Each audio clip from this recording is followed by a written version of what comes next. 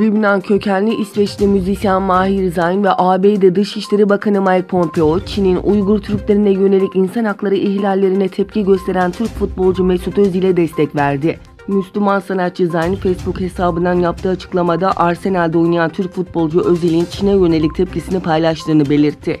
Zayn, Özil ve Arsenal'in Twitter hesaplarını alıntıladığı paylaşımında Uygur kardeşlerimizin Çin'de karşılaştığı vahşet hakkında Özil gibi şöhretlerin açıklamaları değerli.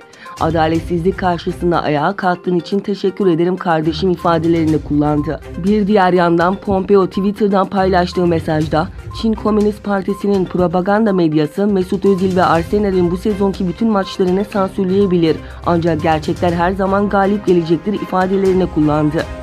ABD Dışişleri Bakanı Mike Pompeo, Çin Komünist Partisi Uygurlar ve diğer dini inançlara mensup olanlara yönelik insan hakları ihlallerini saklayamaz diye yazdı.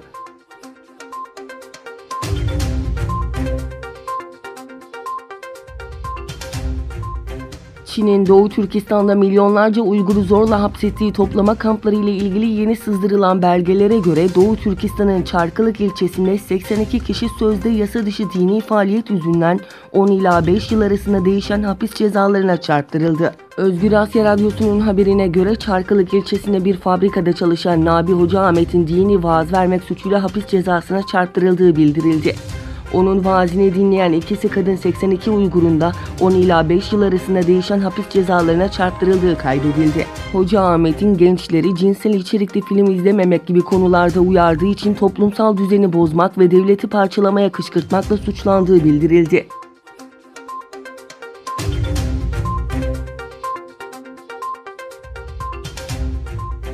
Endonezya'nın en büyük iki Müslüman kuruluşu pazartesi günü Çin'i Uygur Müslümanlarına yönelik insan hakları ihlallerine son vermeyi çağırdı. Muhammediye ve Nahdlatul Ulema tarafından yapılan çağrı, ABD'nin Endonezya Büyükelçisi'nin iki güçlü grubun liderleriyle bir araya gelmesinden hemen hemen 2 ay sonra geldi.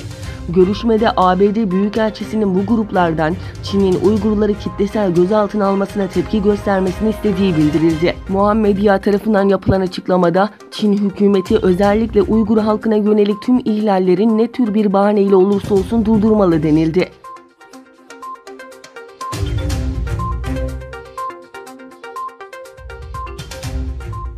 ABD Temsilciler Meclisi, hükümetin Çin teknoloji firması Huawei ve ülkenin ulusal güvenliğini tehlikeye atacak diğer firmaların ürünlerinin satın almasını engelleyen yasa tasarısını oy birliğiyle kabul etti.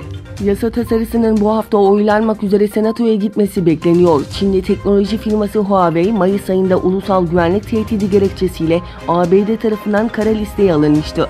Yasa tasarısı ayrıca ABD'li küçük telekomünikasyon sağlayıcılarına 1 milyar dolar tahsis edilerek şüpheli iletişim araçlarına kullanımdan kaldırılmasını öngörüyor.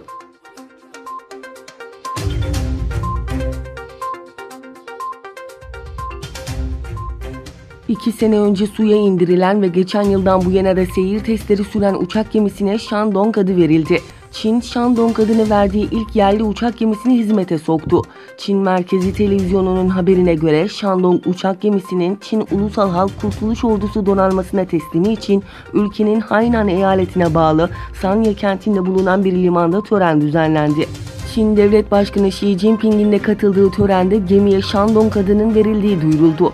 Shandong, Çin'in hizmete aldığı ikinci uçak gemisi olmakla birlikte yerli olarak ürettiği ilk uçak gemisi olma özelliğini taşıyor. Çin ilk kez bu yılki NATO zirvesinde resmi gündem olmuştu.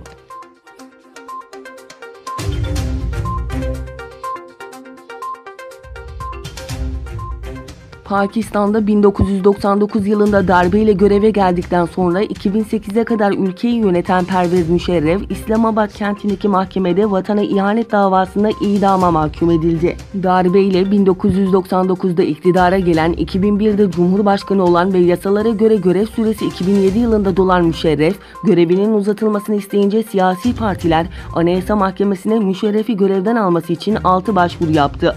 Siyasi partilerin talebi kabul etmemesi ve ülkede protestoların başlaması üzerine Müşerref, anayasayı askıya alarak olağanüstü hali ilan etmişti.